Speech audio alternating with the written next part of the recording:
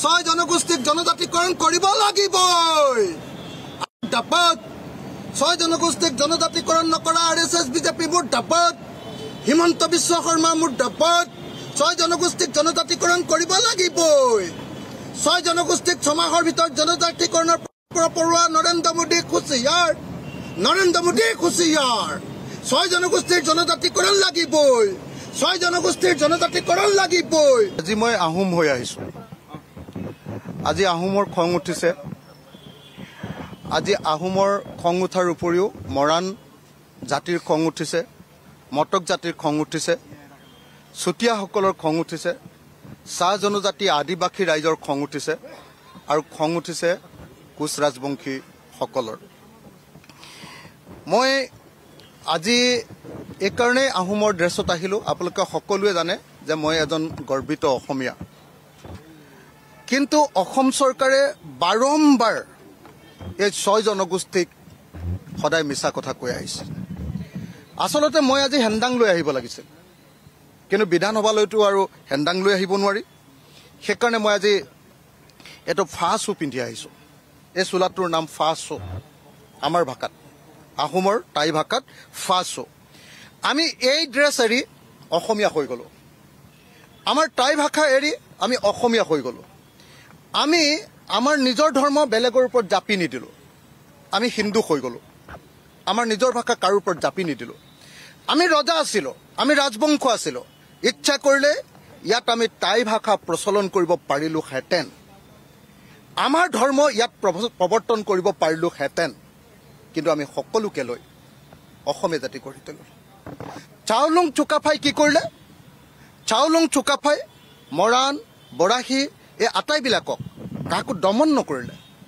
লগত লৈ, একেলগতে লগত লৈ দখল নকৰি ইয়াৰ আদিবাসীসকলক ইয়াত তেতিয়ালৈকে আহোমসকল অহাৰ আগলৈকে 1228 খ্ৰীষ্টাব্দৰ আগতে থকা সকলো মানুহৰ লগত একেলগতে থাকিলে। কেতিয়াবা চুতীয়াৰ লগত যুদ্ধ হৈছে, কেতিয়াবা কছাৰীৰ লগত যুদ্ধ হৈছে, কিন্তু যুদ্ধ হোৱাৰ পাছতো কাকো অত্যাচাৰ কৰা নাই। তাৰ পাছত আকৌ একেলগতে থাকি সমিল মিলৰ এটা ৰাজনীতি গঢ়ি তুলিছিলে আমাৰ চুকাফাই,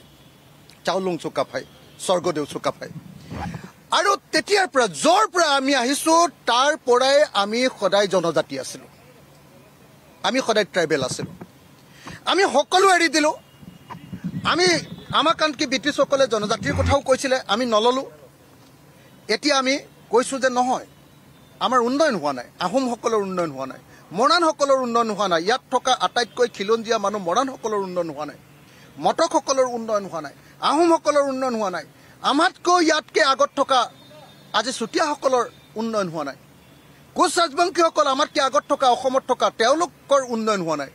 আদিবাসী চাহ জনগোষ্ঠী, ব্ৰিটিছে অনা আদিবাসী চাহ জনগোষ্ঠীৰ আজি উন্নয়ন হোৱা নাই। সেইকাৰণে মই আজি অসমীয়া হৈও এই ফাচো পিন্ধি আহিছোঁ। এই চোলাৰ নাম ফাচো। আৰু এই যি শিৰবন্ধন,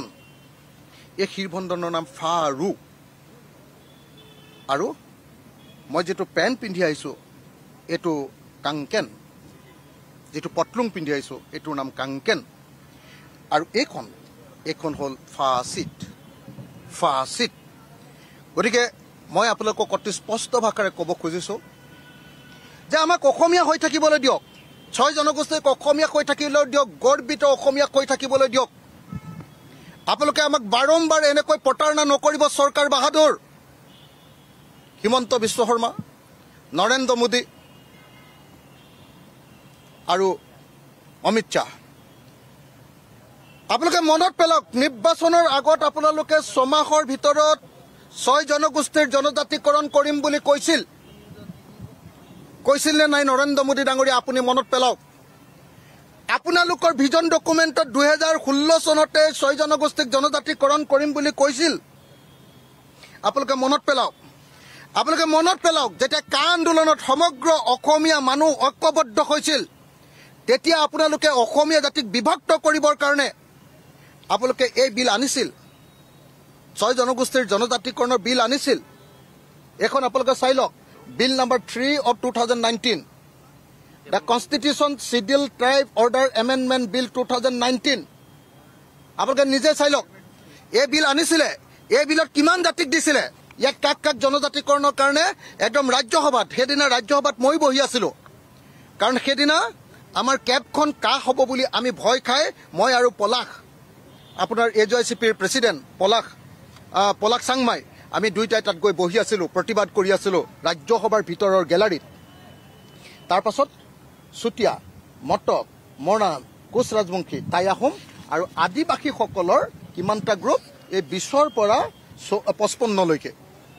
35টা এই 35টা গোটক জনজাতিকৰণৰ লিষ্টিং কৰি দিছিলে লিষ্টিং কৰি দি একদম আপোনালোকে চাওক এতিয়া তেওঁলোকে কৈ আছে যে নহয় মানে আন জনগোষ্ঠীবিলাকৰ ক্ষতি কৰিব নালাগে ইয়াত আন জনগোষ্ঠীবিলাকৰ ক্ষতি নহয় বুলি ইয়াত আগতে ট্ৰাইবেল এফেয়াৰ্ছ মিনিষ্ট্ৰী ভাৰত চৰকাৰৰ ট্ৰাইবেল এফেয়াৰ মিনিষ্ট্ৰীয়ে সেইটো অনুমোদন দিয়াৰ কাৰণে আৰু অসম চৰকাৰে অনুমোদন দিয়াৰ কাৰণে এইটো লৈছে বুলি ইয়াত ষ্টেটমেণ্ট অফ অবজেক্ট এণ্ড ৰিজনছত লিখি থোৱা আছে এখন বিল কিয় আনে লিখি থোৱা থাকে নহয় তাত লিখি থোৱা আছে হা আপোনালোকে জানি আচৰিত হ'ব আজি তেওঁলোকে কয় যে কংগ্ৰেছ চৰকাৰৰ দিনত লোৱা এটা প্ৰস্তাৱৰ কাৰণেহে বোলে হেৰি নহ'ল কি কয় জনজাতিকৰণ কৰিব পৰা নাই মই আপোনালোকক দেখুৱাই দিওঁ কংগ্ৰেছৰ দিনত কি প্ৰস্তাৱ পঠিয়াইছিলে আৰু বিজেপিৰ দিনত কি প্ৰস্তাৱ পঠিয়ালে আপোনালোকক দেখুৱাই দিওঁ মই এইখন আপোনালোকে চাওক কংগ্ৰেছৰ দিনত শেষত একদম 2016 চনৰ 29 ফেব্ৰুৱাৰীত যিখন আপোনাৰ ৰিকমেণ্ডেশ্যন কেন্দ্ৰীয় চৰকাৰলৈ পঠিয়াইছিলে সুধিছিলে Satyendra Garg joint secretary to the government of India ministry of home affairs ministry of home এফেয়াৰ্ছৰ পৰা সুধিছিলে অসম চৰকাৰক যে 6 জনগোষ্ঠীক জনজাতিকৰণ কৰিব পাৰি নে নোৱাৰি কি বুলি লিখি দিছিলে চাওক আপোনালোকে Seedling of 6 communities, namely Moran, Motok, Kus, Rajbangshi, Sutia, Adivasi, 3 tribes, and Tai Achum as the plains. With reference to your letter cited above, I am directed to inform you, Sarkare muk koboloi dise, that the government of Assam has no objection to proposal of government of India, as stated in the letter under reference. Government of India je 6 জনগোষ্ঠীক জনজাতিকৰণ কৰিবলৈ লৈছে সেই প্ৰস্তাৱটোত ৰাজ্য চৰকাৰৰ কোনো ধৰণৰ অসম চৰকাৰৰ কোনো ধৰণৰ আপত্তি নাই কংগ্ৰেছে লিখি দিছে কংগ্ৰেছ চৰকাৰে এটো তাৰিখটো চাই লওক 29 ফেব্ৰুৱাৰী 2016ত অসমৰ মুখ্যমন্ত্ৰী কোন আছিল আপোনালোকে নিজে বিচাৰি উলিয়াওক তাৰ পাছত নতুন মুখ্যমন্ত্ৰী আহিলে এবাৰ বিজেপিয়ে কি লিখিলে আপোনালোকে নিজে চাই লওক Department of Government of Assam, Department of Welfare, Plains, Tribes and Backward Classes. Dated Dispur 13 June 2016. May mahot 17 তাৰিখৰ দিনা সৰ্বানন্দ সোণোৱালে চৰকাৰ গঠন কৰিলে জুন মাহৰ 13 তাৰিখে এবাৰ কি বুলি চিঠি দিলে চাব দেই Rajiv Kumar Das IAS additional chief secretary to the government of Assam WPT and BC ডিপাৰ্টমেণ্টে কি বুলি লিখিলে subject granting of ST plain status to Kus Rajbangshi, Moran, Motok, Tai Achum, Sutia and Adivasi, Tea Garden and XT Garden community of Assam. Yat ki likhile apnalok koisu dei moi eta bakko path kori dile apnaloke gom pabo moi underline kori loi aisu in this connection government of Assam would like to reiterate its no objection to the proposal of Ministry of Home Affairs Government of India to the creation of a separate category of scheduled tribes plains for these communities proportionate to their numbers by reducing transferring reservation of these communities from OBC category. ইয়াৰ আগতে প্লেইনলি কলে যে জনজাতিকৰণ কৰি দিয়ক কংগ্ৰেছ চৰকাৰৰ দিনত যেটো প্ৰস্তাৱ কেন্দ্ৰীয় চৰকাৰে দিছিলে এবাৰ বিজেপি আহি 13 জুন তাৰিখৰ দিনা কি বুলি কলে এবাৰ বিজেপি আহি 13 জুন তাৰিখৰ দিনা কলে যে নহয় এওঁলোকৰ কাৰণে OBCৰ পৰা সিট কাটা সংৰক্ষণ OBCৰ পৰা কাটি আনা আমুক কৰা তামুক কৰা আৰু তাৰ পাছত কি কৰিলে ইয়াত থকা জনজাতি বিলাকক তেওঁলোকে লগাই কি কৰিলে যে 6 জনগোষ্ঠীৰ জনজাতিকৰণ হ'ব নালাগে বুলি এটা আন্দোলন আৰম্ভ কৰাই দিলে এটো কোনে কৰালে হিমন্ত বিশ্ব শৰ্মা আৰু সৰ্বানন্দ সোণোৱালে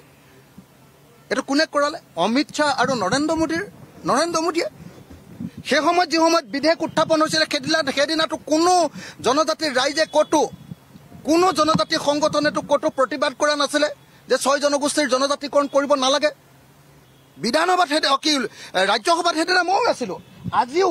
ৰাজ্যসভাত এই বিলখন একেখন বিল মই যিখন বিল লেখুৱালো এই বিলখন এতিয়াও ৰাজ্যসভাত পৰি আছে এখন ডেড হোৱা নাই এইখন এতিয়া উঠি যোৱা নাই সিম্পল কাম ৰাজ্যসভাত এই বিলখন পাছ কৰি দিব লাগে সিম্পল কাম ৰাজ্যসভাত এই বিলখন পাছ কৰি দিব লাগে এতিয়া কি কৰিছে এতিয়া কৈছে যে আপোনালোকে নিশ্চয় গম পাইছে কালি মই কিমান আপোনালোকে চাইছে নহয় 25 তাৰিখে তেওঁলোকে প্ৰতিবেদনখন দিম বুলি ক'লে প্ৰথম দিনা নিদিলে কেলে এই বিষয়টোক লৈ আলোচনা হ'ব অখিল গগৈ ধৰিব গুমৰ ফাক কৰি দিম মই জানে যে বেলেগ কোনেও নধৰিলে অখিল গগৈটো পঢ়া শুনা কৰি আহি ধৰিব কি বস্তু কৰিবলৈ লৈছে তাৰ পাছত 27 তাৰিখে দিম বুলি ক'লে নিদিলে কেলে জানে যে তাত অখিল গগৈ বহি আছে তাৰ পাছত 27 তাৰিখে নিদিলে কালি 28 তাৰিখ কালি আমাৰ পিনৰ পৰা আমি এই বিষয়টো আনিলো বিধানসভাত দিগন্ত আমাৰ কি কয় দিগন্ত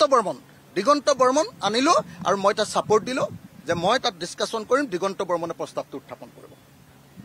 বিধানসভাৰ অধ্যক্ষক মই কাগজ দিলো যে 6 জনজাতিকৰণৰ বিধেয়কখনৰ কি কয় প্ৰস্তাৱটোৰ ওপৰত জনজাতিকৰণ হ'ব নে নহ'ব এইটোৰ ওপৰত আমাৰ আলোচনা হ'ব লাগে মানে লিষ্ট অফ বিজনেছত আহি গ'ল আপোনালোকে দেখিছে কালি লিষ্ট অফ বিজনেছখন আপোনালোকে চাই ল'ব পাৰে মোৰ লগতো আছে আপোনালোকৰ লগতো আছে চাই লওক কালি আহি গ'ল আহি যোৱাৰ পাছত কি কৰিলে যিহেতু মই ডিছকাশ্যনত বহিম লগে লগে হিমন্ত বিশ্ব শৰ্মা আৰু পীযুষ হাজৰিকাই কথা পাতি কি কৰিলে এবাৰ অধ্যক্ষক কৈ সেই বিষয়কেইটা অহাবাৰ হেৰিয়াতহে উঠিব বুলি এনে তাত উঠাবলৈ দিলে কালি দেখিছে আপোনালোকে আমাৰ দিগন্ত হেৰিয়ে উঠালে কি কয় আপোনাৰ দিগন্ত বৰ্মনে উঠালে কিন্তু উঠালে যদিও কালি ডিছকাশ্যন কৰিবলৈ নিদিলে আৰে যদি তোমালোকে খুব ভাল প্ৰস্তাৱ লৈছা কিয় তোমালোকে ইমান ভয় খাই আছা 25 তাৰিখে প্ৰস্তাৱটো কিয় জমা নিদিলা 27 তাৰিখে প্ৰস্তাৱটো কিয় জমা নিদিলা 28 তাৰিখে ডিছকাশ্যনটো কিয় কৰিবলৈ নিদিলা আৰু আজি মই আপোনালোকক সকলোকে কৈছিলোঁ নে নাই আগৰবাৰ মই বাইট দিওঁতে কৈ গৈছিলোঁ নাই যে চাব 29 তাৰিখৰ দিনা লাষ্ট আইটেম হ'ব এই 6 জনগোষ্ঠীৰ জনজাতিকৰণৰ প্ৰস্তাৱটো আজি সঁচাকৈ চাওক লাষ্ট আইটেমটো হ'ল 6 জনগোষ্ঠীৰ জনজাতিকৰণৰ প্ৰস্তাৱটো উত্থাপন কৰিব আৰু বিধানসভা ভাঙি দিব তাত ডিছকাশ্যন তাতে কৰিব নোৱাৰে যাতে আচল কথাবিলাক আমি গুমৰ ভাগ কৰি দিব নোৱাৰোঁ এতিয়া মইতো আজি আচলতে এটা জাপি পিন্ধি আহিম বুলি ভাবিছোঁ জাপি মানে অসমীয়া মানুহৰ টুপি নহয় জাপি পিন্ধিছে জাপি কিন্তু যিহেতু মোৰ এইটো পৰম্পৰাগত গতিকে ইয়াৰ ওপৰত এটা জাপি পিন্ধি দিলে বেয়া দেখিবৰ কাৰণেহে বা সেইটো উচিত নহয় কাৰণেহে মই নিপিন্ধিলোঁ বিজেপি হিমন্ত বিশ্ব শৰ্মা চৰকাৰখনে 6 জনগোষ্ঠীক জাপি পিন্ধাই দিছে টুপি নহয় হিমন্ত কি কয় আমাৰ জুবিন দাই যে কৈছিলে জাপি পিন্ধাইছে বিজেপিয়ে বুলি জাপি পিন্ধাই দিছে ডাঙৰ জাপি এটা তেওঁলোকে 6 জনগোষ্ঠীক জনজাতিকৰণ নিদিয়ে 6 জনগোষ্ঠীৰ জনজাতিকৰণৰ নামত পৃথিৱীৰ ক'তো নথকা এখন সংবিধান চাওকচোন এখন সংবিধানৰ আপোনালোকে চাওক 242 অনুচ্ছেদত জনজাতিকৰণৰ লিষ্টখন আছে তাৰ কাৰণে এখন জনজাতিকৰণৰ লিষ্টখন সংবিধানত দি কি কয় হেৰি দি তাৰপিছত এটা অৰ্ডাৰ উলিয়াই দিছে 1950 চনৰ order constitution schedule tribes order 1950 amendment up to 2024 এই অৰ্ডাৰত চাওক আপুনি দ্য শিডিউল কোন জাতিক শিডিউল কৰিছে পাৰ্ট 1ত অন্ধ্ৰপ্ৰদেশ আছে পাৰ্ট 2ত অসম আপোনালোকে চাওক পাৰ্ট 2টো চাই দিলে হৈ গ'ল পাৰ্ট 2 এইটো পাৰ্ট 2 চাওক আসাম পাৰ্ট 2 আসাম পাৰ্ট 2 আসামত আছে in the autonomous districts of Karbi Anglong and north Cachar hills তাৰমানে পাহাৰীয়া জনজাতিবিলাকৰ কাৰণে এটা ছেকশ্যন আছে আৰু তাৰ পাছত পাহাৰীয়া জনগোষ্ঠী শেষ হোৱাৰ পাছত কি আহিলে আমাৰ বাকীবিলাকৰ কাৰণে আন এটা ছেকশ্যন আছে তাৰমানে ভাৰতৰ সংবিধানত অকল দুটাই জনজাতি আছে এটা ST হিলছ আৰু ST প্লেইনছ এতিয়া হিমন্ত বিশ্ব শৰ্মাৰ উৰ্বৰ মগজুত গৰুৰ গোবৰ খায় এই হিন্দুত্ববাদীহঁতে গৰুৰ মুঠ খায় গোবৰ খায় ইহঁতে কি কৰিছে নতুন এটা ভাৰতৰ সংবিধানত থকা নতুন এটা বিভাগ উলিয়াইছে কি নাম ST ভেলী ST ভি ঐ ভাই সংবিধানত নথকা বস্তুটো ক'ৰ পৰা পাব সংবিধানত নাইয়ে এই মালটো বস্তুটোৱে নাই সংবিধানত কেটেগৰীটোৱে নাই সেইটো জনজাতিটো নাইয়ে সংবিধানত এইটো কৰি কি কৰিছে এতিয়া আন্দোলনৰত সংগঠনবিলাকক মেনেজ কৰিবৰ কাৰণে লাগি গৈছে যে হ'ব আৰু ইলেকশ্যনলৈকে তহঁতি আন্দোলন নকৰিবি আৰু যেনে তেনে বচাই দে ভাইহঁত এইবিলাক লাগি আছে এতিয়া সেইকাৰণে মই আজি উপায় নাই মই আজি আচলতে হেণ্ডাং লৈ আহিলোহেঁতেন যিমান খং উঠিছে মই হেণ্ডাং লৈ আহিলোহেঁতেন কিন্তু বিধানসভালৈ হেণ্ডাং লৈ আহিব নোৱাৰোঁ আৰু মই আজি জাপি দেখুৱাই দিলোহেঁতেন মানুহক আজি জাপি দেখুৱাই দিলোহেঁতেন হিমন্ত বিশ্ব শৰ্মা আৰু নৰেন্দ্ৰ মোদীৰ জাপিটো অসমীয়া জাতিক কেনেকৈ ঠগিছে 6 জনগোষ্ঠীক কেনেকৈ ঠগিছে আৰু এটা কথা ক'বলৈ থাকি গ'ল দেই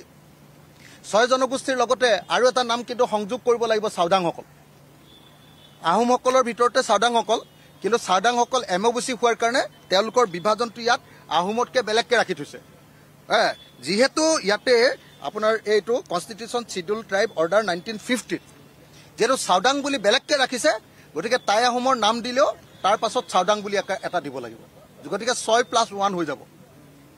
হেৰিয়াৰটোতো এনেও 35টা চাহ জনগোষ্ঠীৰ এতিয়া শুনিছোঁ যে চাহ জনগোষ্ঠীৰ 35টাৰ ঠাইত কমকৈ দিছে বুলি শুনিছোঁ মই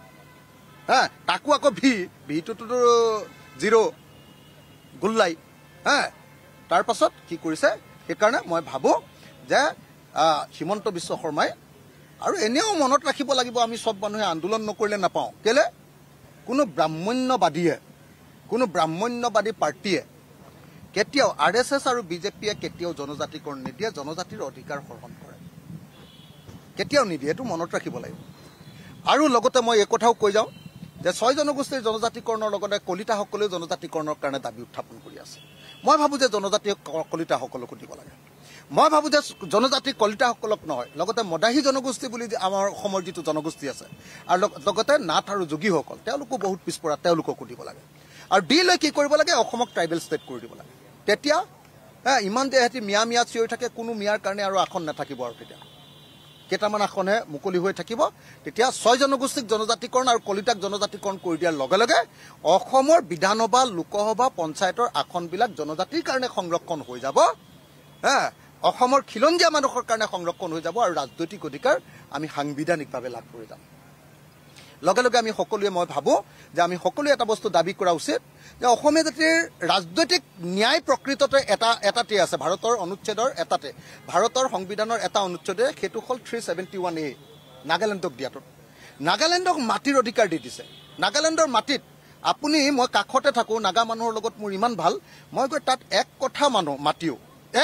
মাটিও নাগালেণ্ডত ল'ব নোৱাৰোঁ সেইটো অধিকাৰ আমাক লাগে 2 নাগালেণ্ডত যেতিয়া তেল ওলাইছে আমাৰ একেবাৰে দৈয়াঙত আমাৰ তেল ওলাওঁতে লগে লগে ONGC অইলে তেল খান্দিছে তাৰ কাষতে নাগালেণ্ডত যেতিয়া তেল ওলাইছে তাত গৈ কোনো কোম্পানী সোমাব নোৱাৰে নাগালেণ্ডে যাকে খান্দিবলৈ দিয়ে তাকে ল'ব পাৰে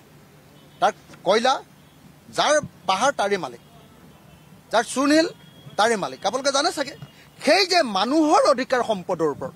সেই অধিকাৰ দিছে ভাৰতৰ সংবিধানে 371 এই অনুচ্ছেদে যদি কেনেবাকৈ আমাৰ তেল কয়লা আৰু চূণশিল আৰু পানীৰ অধিকাৰ অসমীয়া জাতিয়ে লাভ কৰোঁ ভাৰতে আৰু আমাক 1 টকাও দিব নালাগে আমি অসমীয়া জাতি বহুত ধনী জাতিত পৰিণত হ'ম সেইকাৰণে আমাৰ অসমীয়া জাতিক ভাৰতৰ সংবিধানৰ 371 ক অনুচ্ছেদৰ অধীনত সাংবিধানিক ৰক্ষা কৱচ দিব লাগে মইতো ভাবোঁ মই আছুক কৈছিলোঁ